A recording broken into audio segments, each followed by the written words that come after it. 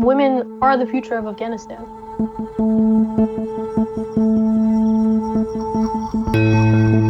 To an 18-year-old Afghani girl who may be watching this hearing today, who was born after 9/11, who knows nothing of what it's like to live under Taliban rule, who had hopes and dreams, who's in school, who wanted to be a female journalist, to help women and young girls rise up in Afghanistan, who now feels betrayed by the actions of this administration. What is your message to her? I think the narrative that Afghan women need to be saved by the United States is quite harmful. I think it plays into the trope that Muslim women need saving, and that in itself becomes this very dangerous, very Orientalist point of view where it's like, okay, Afghan women are oppressed and therefore we have to do something about it.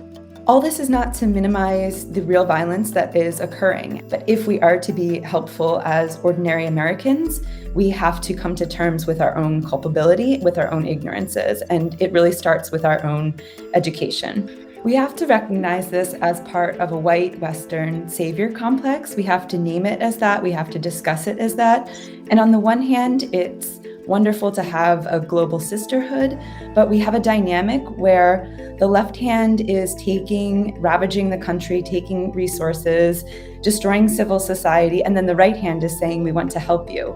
And those two things do not coincide well with one another. And we have to recognize that the US has not just a 20-year history in Afghanistan, but really more like a 50-year history in Afghanistan, and that we followed on the heels of the British in seeing the country as a place that was open for our material interests. Washington and its NATO allies have spent hundreds of billions of dollars on Afghanistan reconstruction in hopes of developing the country's democracy, training its security forces, building roads and hospitals, and ultimately expand rights for women and minority communities. But now, 20 years later, we've seen this mostly on the surface level, but the country and its people have suffered the consequences of war that didn't end.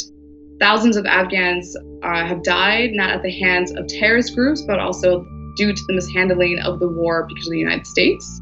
In the early 2000s, the cause of saving Afghan women was used as a trope to garner public support for a war effort. Our work to help build vibrant and functioning democracies in Afghanistan and Iraq is part of a larger effort to encourage progress across the broader Middle East.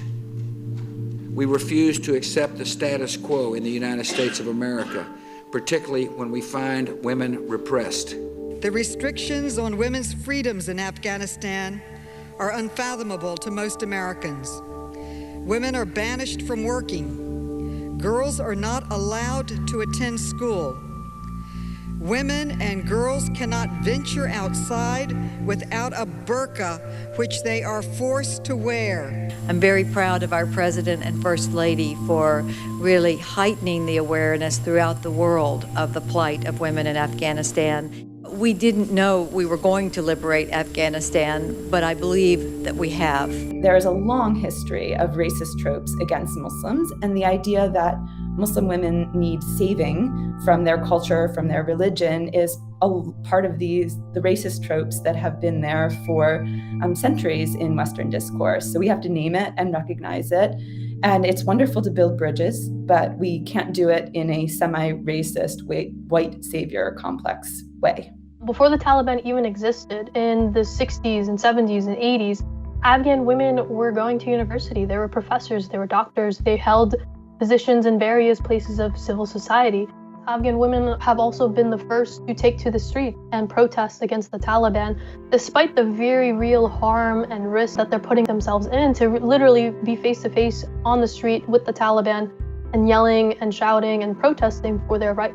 The United States can actually do a lot for Afghan refugees in the United States and also Afghans that are still left behind. A couple of ways. One is expediting the consideration of Afghan asylum applications. The US Congress also needs to set up a legal pathway for these Afghans that are here for them to have a real life and a real start of a life in the United States. The United States and its NATO allies really need to create a humanitarian corridor so they can provide funding directly to Afghan civil society that are most vulnerable right now. What it really boils down to is, if given the chance and the opportunity for an Afghan society to flourish without outside military intervention, without the Taliban, Afghan women have beyond the means and capabilities to become something of themselves and to really uplift society as a whole.